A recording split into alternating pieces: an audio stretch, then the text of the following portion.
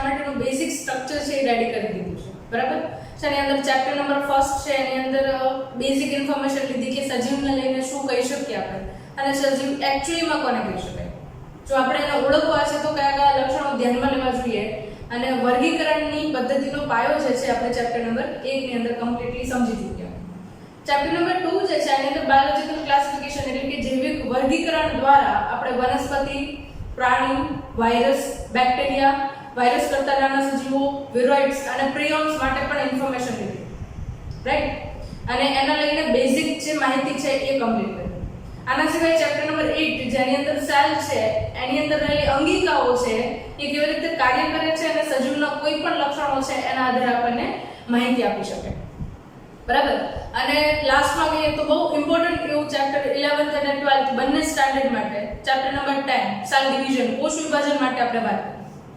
હવે કોષ વિભાજન છે અને આ બધા ચેપ્ટર્સ છે પહેલા લર્ન કર્યાની પાછળનું રીઝન છે કે જે આપણે વનસ્પતિ સૃષ્ટિનું વર્ગીકરણ જોઈએ છે એની અંદર આપણે કોષ વિભાજનને ચોક્કસ રીતે વ્યાખ્યાયિત કરવાના છે. કારણ કે વનસ્પતિનું વર્ગીકરણ જોશું ને તો એની અંદર આપણને એકાંગી, દ્વિઅંગી, ત્રિઅંગી વનસ્પતિઓ, આ ઉપરાંત આવૃત બીજધારી અને અનાવૃત બીજધારી વનસ્પતિ, આ બધાની અંદર તમે જુઓ ને તો એમના જીવન ચક્રની અંદર n અને 2n તબક્કાઓ દર્શાવવામાં આવેલા છે.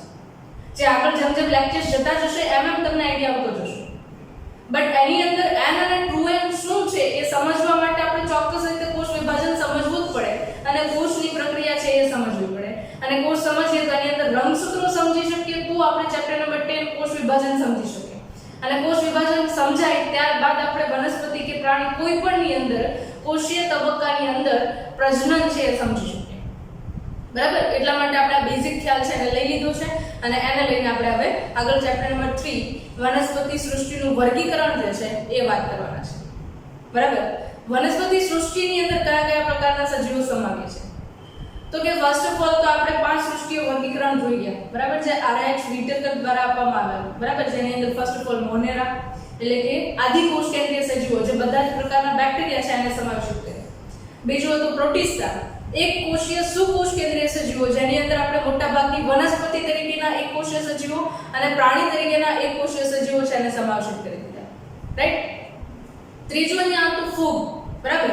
તો ફૂગ છે અલ્ટિમેટલી આપણે પહેલાનું વર્ગીકરણ જોતા ત્યારે શું હતું તો કે વનસ્પતિ સૃષ્ટિની અંદર આપણે ફૂગને પણ સમાવિષ્ટ કરતા, પણ હવે આપણને એકદમ આઈડિયા ક્લિયર છે કે ફૂગ છે એ પરોપજીવી છે, બીજા ઉપર ખોરાક માટે આધાર રાખે છે. જ્યારે વનસ્પતિ સૃષ્ટિ છે તો સ્વોપજીવી છે. તો હાલના વર્ગીકરણ પ્રમાણે બંનેને અલગ કરી દીધું છે. પણ પહેલાનું વર્ગીકરણ જ્યારે આપણે જોતા હતા ત્યારે એની અંદર ફૂગ સૃષ્ટિ છે વનસ્પતિ સૃષ્ટિનો જ ભાગ હતો. મોનેરા સૃષ્ટિના સભ્યો છે ફોર એક્ઝામ્પલ સાયનોબેક્ટેરિયા, બરાબર, જેને આપણે નીલહરિત લીલ કહીએ છીએ, બરાબર. હાલમાં આપણે લીલની સાથે આને થોડા ઘણા પ્રમાણની અંદર સ્ટડી કરી શકીએ પણ આપણો કોન્સેપ્ટ એકદમ ક્લિયર છે કે સાયનોબેક્ટેરિયા, બેક્ટેરિયા એવો એટલે મોનેરા સૃષ્ટિનો સભ્ય છે, બરાબર છે. તો એ જે છે ફૂગ સૃષ્ટિ છે એને અલગથી આપણે વર્ગીકૃત કરી. એના પછીનો જે ટોપિક છે વનસ્પતિ સૃષ્ટિ. વનસ્પતિ સૃષ્ટિ ઓલરેડી આપણે લર્ન કરવાના છે અને ચેપ્ટર નંબર 4 જે છે એ આગળના ચેપ્ટર તરીકે આપણે લર્ન કરશું. ચેપ્ટર નંબર 3 કમ્પ્લીટ થાય એટલે પ્રાણી સૃષ્ટિ, બરાબર, એનિમલ કિંગડમ. જેની અંદર આપણે પ્રાણી સૃષ્ટિ છે એની અંદર આવતા બધા જ સજીવો છે એમનું વર્ગીકરણ જોવાનું છે, બરાબર. તો આ બેઝિક ઇન્ફોર્મેશન થઈ જેના આધારે આપણે વર્ગીકરણની અંદર વનસ્પતિઓમાં આગળ વધીએ છીએ. હવે સ્પેશિયલી જ્યારે વર્ગીકરણની વાત કરીએ છીએ ને ત્યારે અહીંયા વર્ગીકરણ જે છે એને મુખ્યત્વે બે પાર્ટની અંદર હું ડિવાઈડ કરીશ. સૌથી પહેલા જે છે એમને આપણે કહીએ છીએ કૃત્રિમ વર્ગીકરણ પદ્ધતિ, બરાબર. પહેલી પદ્ધતિ છે એને કઈ કહીએ છીએ આપણે કૃત્રિમ વર્ગીકરણ પદ્ધતિ, એટલે એને કહીએ છીએ આપણે ઇંગ્લિશમાં આર્ટિફિશિયલ ક્લાસિફિકેશન સિસ્ટમ, બરાબર. આર્ટિફિશિયલ ક્લાસિફિકેશન સિસ્ટમ છે એ સૌથી પહેલા કોણે આપી તો કે જ્યારે વર્ગીકરણ આપવાની શરૂઆત થઈ રહી હતી ત્યારે લિનિયસ જે છે એમણે સૌથી પહેલા આપણને આર્ટિફિશિયલ ક્લાસિફિકેશન સિસ્ટમ એટલે કે કૃત્રિમ વર્ગીકરણ પદ્ધતિ લિનિયસ દ્વારા આપવામાં આવેલી હતી, બરાબર. હવે એક વસ્તુ અહીંયા ક્લિયર કરું કે આ પ્લાન્ટ કિંગડમ છે એની અંદર જે અલગ અલગ પ્રકારના ચેપ્ટર્સ ટોપિક જે છે એ આપણે જોવાના છે. એ ટોપિક છે થોડા કન્ફ્યુઝિંગ છે. હું મેક્સિમમ ટ્રાય કરીશ કે તમને લોકોને ઈઝી વે ની અંદર સમજાવી શકું, પણ છતાં એક તમારા તરફથી પ્રયાસ રાખજો કે જે ટોપિક આપણે અહીંયા આગળ લર્ન કરવાની ટ્રાય કરીએ છીએ એ ટેક્સ્ટબુક માંથી એટલીસ્ટ તમે 4 થી 5 વાર રીડ કરો, બરાબર. અને ટાઈમ ટુ ટાઈમ વીકલી એનું રિવિઝન કરો. ટોપિક છે ઇઝીલી યાદ રહી જશે. પ્રાણી સૃષ્ટિમાં કે બીજા કોઈ ચેપ્ટર્સ ની અંદર આટલો બધો પ્રોબ્લેમ નહીં થાય, પણ આની અંદર જે ચોક્કસ રીતે આપણે જીવન ચક્રને ડિસ્કસ કરીએ છીએ ને એને લઈને બહુ પ્રોબ્લેમ રહેશે. અને જે વનસ્પતિનું જીવન ચક્ર આપણે જોતા નથી, એટલે કે અહીંયા આગળ લીલની વાત થાય છે, ખાસ કરીને દ્વિઅંગી વનસ્પતિ તરીકે મોસ છે એની વાત થાય છે, ત્રિઅંગી તરીકે હંસરાજ છે, અનાવૃત બીજધારી વનસ્પતિ છે એની અંદર પણ થોડા ઘણા પ્રમાણની અંદર પ્રોબ્લેમ થશે. પણ એનું એક જ સોલ્યુશન છે કે ટાઈમ ટુ ટાઈમ તમને એવું લાગે તો વિડિયો લેક્ચર્સ છે એ વધારે વખત રિપીટ કરો અને ટેક્સ્ટ બુકમાંથી વધારે રીડિંગ કરો. બરાબર? જ્યાં કંઈ પણ મિસિંગ પોઈન્ટ્સ હશે એ બધાનું કવર કરવાની ટ્રાય કરીશ, પણ તમારા તરફથી 110% પ્રયાસ થવો પડે, તો આ ચેપ્ટરની અંદર ઇઝીલી તમને થઈ જશે. મારાથી થઈ ગયું છે તો તમારાથી પણ થઈ જશે. બરાબર? પણ ટ્રાય કરવી પડશે તમારે. બરાબર? તો ખાસ કરીને વાત કરીએ અહીંયા તો કૃત્રિમ વર્ગીકરણ પદ્ધતિ છે એ લિનિયસ દ્વારા આપવામાં આવી હતી. હવે પહેલા નામ સજેસ્ટ કરે છે કૃત્રિમ વર્ગીકરણ પદ્ધતિ. શા માટે કૃત્રિમ વર્ગીકરણ પદ્ધતિ કહીએ છીએ? હવે અહીંયા એક પોઈન્ટ છે ખાસ કરીને જોવા જોઈએ. બરાબર? ખાસ કરીને વનસ્પતિના બાહ્યાકાર લક્ષણોના આધારિત હતી. બાહ્યાકાર લક્ષણો પર આ વર્ગીકરણ પદ્ધતિ છે એ આધારિત છે. બરાબર? તો બાહ્યાકાર લક્ષણોની અંદર શું આવે તો કે આપણે એવું જોઈએ કે વનસ્પતિના પર્ણો છે એની ગોઠવણ કેવી છે. વધુમાં જોઈએ ને તો અહીંયા આગળ પર્ણોની સંખ્યા, પર્ણોની ગોઠવણ કે સંખ્યા. બરાબર? પછી આપણે શું જોઈએ તો કે એમનો રંગ જોઈએ. બરાબર? કૃત્રિમ વર્ગીકરણ પદ્ધતિ છે એની વધારેમાં તો કે ભૂકેસરની સંરચના,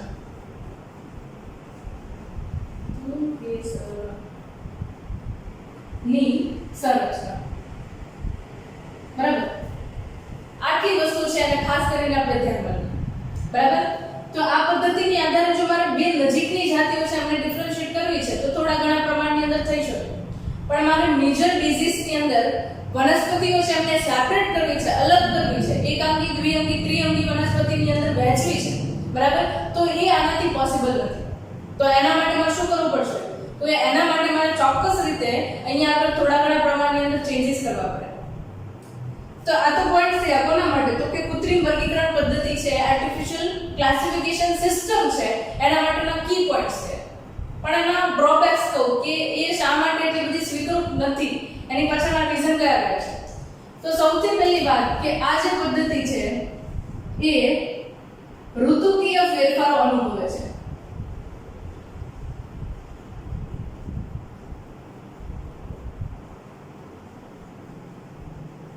બરાબર? આના ઉપરાંત તમને ખબર હોય તો વનસ્પતિ છે એની અંદર એજના આધારે પણ લક્ષણો છે એ ફેરફાર જોવા પામતા હોય છે. નો ડાઉટ પર્ણની સંરચના છે એ બધું એમને રહેતું હોય, પણ આપણે જે થર્ડની સંરચના જોઈએ છે, પ્રકારની સંરચના જોઈએ છે એની અંદર ટાઈમ ફ્રેમ ચેન્જ આવતા હોય છે. બરાબર? પુષ્પીય સંરચનાઓ છે એની અંદર પણ ચેન્જીસ આવશે. જ્યારે સીઝન આવશે ત્યારે પુષ્પ આવશે, સીઝન નહીં હોય અને એ પરિસ્થિતિમાં કોઈ પણ વ્યક્તિ એ વૃક્ષને જોશે એટલે ઓળખવામાં તકલીફ પડશે. એટલે એનો સીધો હું એક શબ્દની અંદર મીનિંગ કાઢું તો શું કહી શકું? ઋતુકીય ફેરફાર છે એ આની અંદર ચોક્કસ રીતે અનુભવાય છે. બરાબર? આના ઉપરાંત તમે જુઓ તો પાનખર ઋતુની અંદર વનસ્પતિઓ છે એની અંદર મોટાભાગે પર્ણો જે છે ખરી ચૂક્યા હોય. જ્યારે તમે વસંત ઋતુની અંદર જુઓ તો પર્ણો છે એકદમ ખીલેલા હોય અને ઘણા વધારે પ્રમાણમાં હોય. તો એક જ વ્યક્તિ જ્યારે અલગ અલગ સીઝનની અંદર વનસ્પતિને ઓબ્ઝર્વ કરશે ત્યારે પણ પ્રોબ્લેમ થશે.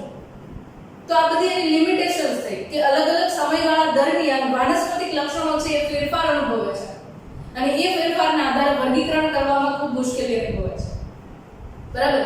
તો એ વર્ગીકરણ પદ્ધતિ જે છે, જે કૃત્રિમ વર્ગીકરણ પદ્ધતિ કહીએ છીએ, એટલી વધારે પ્રમાણમાં સ્વીકૃત થઈ નથી, કારણ કે એની લિમિટેશન છે કે અલગ અલગ સમયગાળા દરમિયાન એ અલગ અલગ ફેરફારોમાંથી પસાર થાય છે. રાઈટ? સેકન્ડલી બીજી જે પદ્ધતિ હતી અહીંયા આગળ એ કઈ છે તો કે બીજી વર્ગીકરણ પદ્ધતિ જે છે એ અહીંયા આગળ છે કુદરતી વર્ગીકરણ પદ્ધતિ.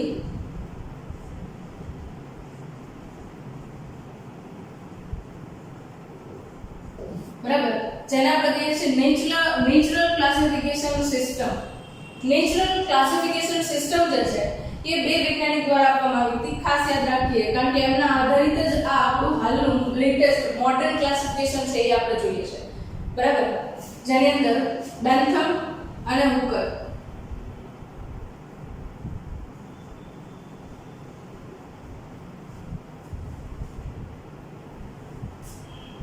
જોસેફ બેન્થમ અને આઈ થિંક જોન હુકર, આવું કંઈક નામ છે બરાબર. ફૂલ નામ તમને ટેક્સ્ટ બુકમાં આપેલું છે. બેન્થમ અને હુકર જે છે એમની વર્ગીકરણ પદ્ધતિ તરીકે ઓળખવામાં આવે છે. હવે આની અંદર કયા કયા તબક્કાઓ છે એમને આપણે ધ્યાનમાં લઈએ છીએ અને કયા કયા પોઈન્ટ્સને ધ્યાનમાં લઈએ છીએ કે જેના કારણે જે ઓરિજિનલ મેથડ હતી કઈ કૃત્રિમ વર્ગીકરણ પદ્ધતિ એની અંદર જે લિમિટેશન્સ હતી એટલે કે જે ખામીઓ હતી એને દૂર કરવાનો પ્રયત્ન કરવામાં આવ્યો અને વનસ્પતિ સૃષ્ટિનું વર્ગીકરણ છે બને એટલું વધારે ફ્લેક્સિબલ અને સરળ પણ બનાવી શકાય અને વધારે માહિતીથી આપણે સજીવો સામે અલગ કરી શકીએ વનસ્પતિમાં એવા પ્રકારનું વર્ગીકરણ છે બરાબર. તો સૌથી પહેલા તો વાત કરીએ તો અહીંયા આગળ સૌથી પહેલા પોઈન્ટ્સ આવશે સૂક્ષ્મ સંરચના છે એનો અભ્યાસ કરવામાં આવ્યો. Ultra structure of plant structure, સૂક્ષ્મ સંરચના બરાબર. હવે સૂક્ષ્મ સંરચનાઓ જોઈએ તો વનસ્પતિની અંદર આટલા બધા વધારે પ્રમાણમાં ફેરફાર નહીં અનુભવ બરાબર. અલ્ટ્રા સ્ટ્રક્ચર માઇક્રોસ્કોપની અંદર દરેક વનસ્પતિ છે એમના કોષો છે એમનો અભ્યાસ કરીએ, એની અંદર આવતા ઘણા બધા ઘટકો છે એમનો અભ્યાસ કરીએ જેના કારણે મૂળભૂત લક્ષણો તો જળવાઈ જ રહેશે બરાબર. તો એ સૂક્ષ્મ સંરચનાઓ છે એમનો અભ્યાસ કરો. બીજી વસ્તુ અહીંયા આપણે કોષીય કોષ વિદ્યાનો અભ્યાસ કરવામાં આવ્યો બરાબર. કોષ વિદ્યા સાયટોલોજી બરાબર. કોષીય તબક્કાની અંદર કયા કયા પ્રકારના ફેરફાર થાય છે, વનસ્પતિ કોષ છે એ કેટલા પ્રકારના કોઈ પણ વનસ્પતિની અંદર હાજર છે, કયા તબક્કા દરમિયાન કેવા પ્રકારે કોષની અંદર ફેરફારો થાય છે, એ બધું કોષ વિદ્યાની અંદર અભ્યાસ કરવામાં આવ્યો બરાબર. ત્યારબાદ જોઈએ તો અહીંયા આપણે ભ્રૂણ વિદ્યા એટલે કે એમ્બ્રિયોલોજી એટલે ઓલમોસ્ટ વનસ્પતિની અંદર જે પ્રજનનને લઈને લક્ષણો હતા એ બધા છે એ પણ અહીંયા આગળ ડિસ્કસ થઈ ગયા બરાબર. તો એ લક્ષણો છે એ ડિસ્કસ થઈ ગયા તો એના સાથે એ પ્રોબ્લેમ સોલ્વ થઈ ગઈ કે પ્રજનનની ઋતુ દરમિયાન વનસ્પતિની અંદર ફેરફાર જોવા મળતા હતા એ પણ અહીંયા આગળ આપણે આવરી લીધા છે બરાબર છે.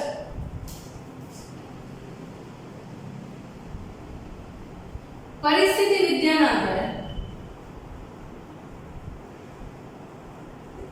બરાબર. પરિસ્થિતિ વિદ્યાના આધારે પણ આપણે વનસ્પતિ જે છે એમના લક્ષણો છે એમને લઈ લીધા છે. કેવા પ્રકારના રહેઠાણની અંદર વનસ્પતિ જોવા મળે છે, કેવા પ્રકાર એમની અંદર ફેરફારો કયા વાતાવરણની અંદર જોવા મળે છે એ પણ આની અંદર આપણે આવરી લીધું છે બરાબર. આના ઉપરાંત તમે જુઓ તો ફાઇટોકેમિસ્ટ્રી એટલે કે વનસ્પતિ રસાયણ વિદ્યા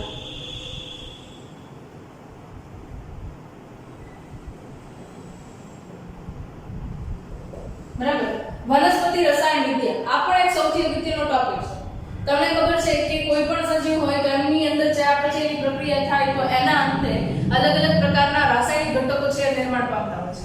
તો આવા અલગ અલગ પ્રકારના જે રાસાયણિક ઘટકો નિર્માણ પામે છે એ ઘટકો છે એમને ચોક્કસ રીતે અહીંયા આગળ વર્ગીકૃત કરીને લાક્ષણિક રીતે સમાવેશિત કરવામાં આવે જેના કારણે વનસ્પતિની અંદર જે મેજર કન્ફ્યુઝન થતા હતા એ પણ રિમૂવ થઈ શકે બરાબર. તો આ જે છે એ વર્ગીકરણ પદ્ધતિ છે એને લઈને મેઇન જે પોઈન્ટ્સ છે એમને અહીંયા આગળ આપણે ડિસ્કસ કરી ચૂક્યા છે બરાબર. તો આ કુદરતી વર્ગીકરણ પદ્ધતિ છે, નેચરલ ક્લાસિફિકેશન સિસ્ટમ જે છે એને લઈને મેઇન પોઈન્ટ્સ છે એના માટે આપણે વાત કરી રાઈટ. સેકન્ડલી આપણે જોઈએ તો અલગ અલગ પદ્ધતિ છે બીજી છે જેને પણ આપણે ડિસ્કશનમાં લઈએ છીએ. ખાસ કરીને આપણે પોઈન્ટ્સ જોઈ લઈએ જેમાં પહેલું જે છે એને કહીએ છીએ જાતિ વિકાસીય ફાઇલોજેનેટિક ક્લાસિફિકેશન બરાબર. આ વર્ગીકરણ પદ્ધતિ છે એની અંદર કઈ પદ્ધતિ કીધી આપણે તો કે એને આપણે કહીએ છીએ જાતિ વિકાસીય ફાઇલોજેનેટિક, જાતિ વિકાસીય ફાઇલોજેનેટિક ક્લાસિફિકેશન. હવે આની અંદર શું છે તો કે ફાઇલોજેનેટિક ક્લાસિફિકેશન છે ને એ એક એવો ટોપિક છે કે જેની અંદર આપણે શું કરીએ છીએ તો કે પૂર્વજોથી જે કંઈ પણ લાક્ષણિક વનસ્પતિની અંદર લક્ષણ જોવા મળે છે બરાબર તો એ જે છે એને આપણે બધાને આની અંદર સમાવેશ કરીએ છીએ. ફોર એક્ઝામ્પલ આપણે એવું કહીએ કે પૃથ્વી ઉપર અમીબા હતા એની અંદર ઘણા બધા તબક્કાવાર ફેરફારો થયા અને હાલના તબક્કે મોડર્ન મનુષ્ય છે વિકાસ પામેલા પૃથ્વી પર હાજર છે. તો આ શું થયું એક ઉદ્વિકાસનો ક્રમ છે અને એ ઉદ્વિકાસના ક્રમને અનુસરીને વનસ્પતિના જે પૂર્વજો છે એમને લઈને ક્લાસિફિકેશન ધ્યાનમાં લેવામાં આવ્યું બરાબર. તો એનો મતલબ એવો થાય કે જે સમાન જૂથની અંદર મૂકવામાં આવતા સજીવો છે વનસ્પતિઓ છે એ સમાન પૂર્વજો ધરાવતા છે એવું કહી શકીએ આપણે. રિપીટ કરું છું એકવાર સેન્ટેન્સ ફરીથી. સમાન વર્ગકોની અંદર મૂકવામાં આવતા વનસ્પતિના સભ્યો છે એમના પૂર્વજો કેવા હશે તો કે સમાન હશે. બરાબર. તો એના આધારે અહીંયા આગળ જાતિ વિકાસીય ફાઇલોજેનેટિક વર્ગીકરણ કરવામાં આવ્યું. બરાબર. એના પછીની ક્લાસિફિકેશન સિસ્ટમ જોઈએ તો એની અંદર છે ન્યુમેરિકલ ક્લાસિફિકેશન સિસ્ટમ, જેની અંદર સંખ્યાકીય વર્ગીકરણ છે એનો સમાવેશ કરવામાં આવે છે. સંખ્યાકીય વર્ગીકરણ, બરાબર, જેને શું કહીએ છીએ આપણે? Numeric classification. Okay. Numeric classification system, numerical classification system છે એની અંદર શું છે તો કે આપણે ઘણી બધી માહિતી છે આપણે કમ્પ્યુટરની અંદર સાચવીએ છીએ. કમ્પ્યુટર માહિતીનો સંગ્રહ કરે છે. હવે આપણે શું કરીએ છીએ તો કે આની અંદર ન્યુમેરિકલ ક્લાસિફિકેશન સિસ્ટમ છે એની અંદર કોમ્પ્યુટરનો ઉપયોગ કરવામાં આવે છે, જેમાં આપણે એક સાથે લગભગ વનસ્પતિ જે છે એના 101 લક્ષણો છે એમને એક સાથે અભ્યાસની અંદર લઈ શકીએ છીએ. 101 જેટલા લક્ષણો એટલે તો કે ધારો કે અહીંયા આગળ કોઈ પણ મને એક વનસ્પતિ મળે છે તો એ વનસ્પતિની અંદર લાક્ષણિક રીતે જે જોવા મળતા હોય એવા પ્રકારના બધા જ લક્ષણો છે. બરાબર. એ બધા જ લક્ષણોને હું કોમ્પ્યુટરની અંદર ડેટા એન્ટ્રી આપી દઈશ. જેવું કોમ્પ્યુટરની અંદર ડેટા એન્ટ્રી આપી દઈશ પછી એનું એક ચોક્કસ એડિંગ આપી દઈશ જે કંઈ પણ નામ હશે એને લઈને. બરાબર. તો એ નામને લઈને જ્યારે હું સર્ચ આપીશ ત્યારે સાથે સાથે જેટલા પણ એના લક્ષણો હશે જે આ પીકના બધા જ લક્ષણોને આવરિત કરતા હશે. બરાબર. એ બધા જ લક્ષણો છે મને ડેટાની અંદરથી મળી જશે, જેને આપણે સંખ્યાકીય વર્ગીકરણ પદ્ધતિ કહીએ છીએ. બરાબર. એના પછી જે પોઈન્ટ છે એની અંદર તમે જુઓ તો કોષ વર્ગીકરણ વિદ્યા, સાયટોટેક્સોલોજી અથવા તો સાયટોટેક્સોનોમી. કોષ વિદ્યા વર્ગીકરણ. બરાબર. સાયટોટેક્સોલોજી, સાયટોટેક્સોનોમી પણ કહી શકીએ. બરાબર. ઓકે.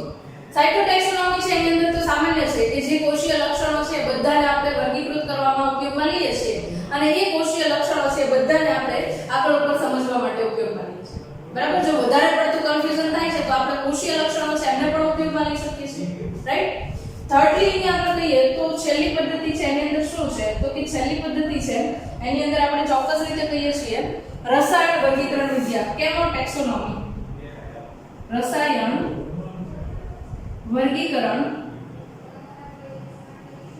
વિદ્યા, કેમિકલ ટેક્સોનોમી.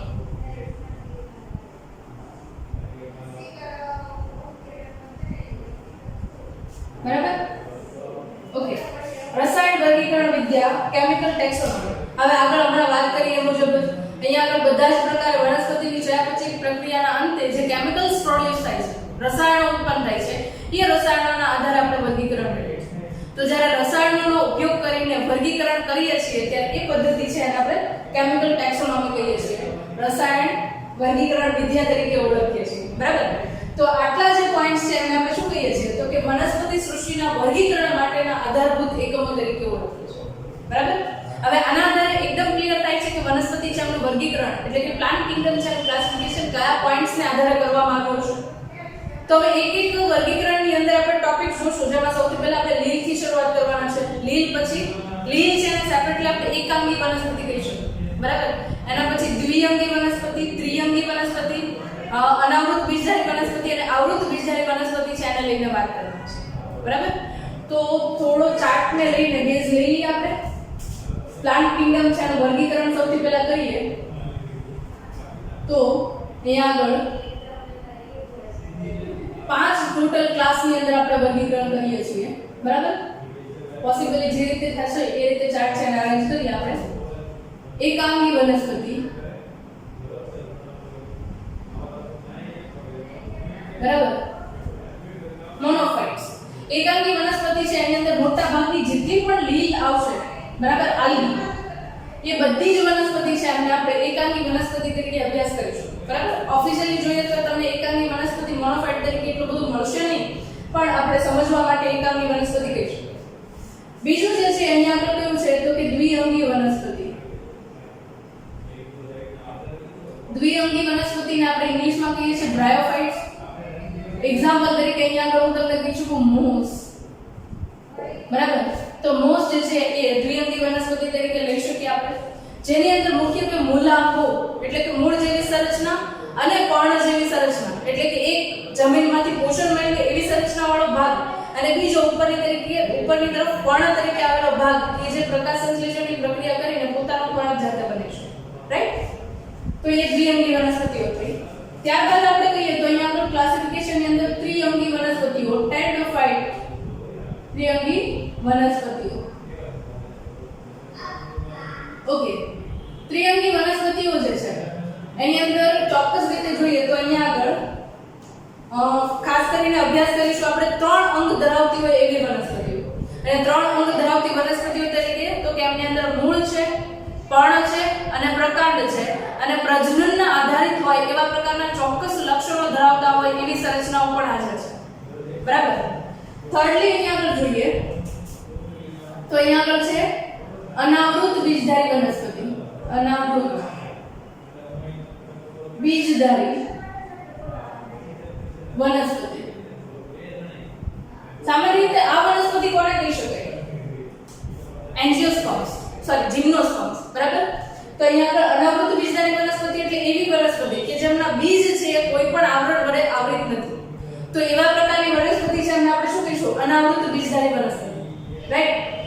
થર્ડ છે અને અહીંયા આગળ આપણે નામ આપીએ છીએ આવૃત બીજધારી વનસ્પતિ એન્જિયોસ્પર્મ.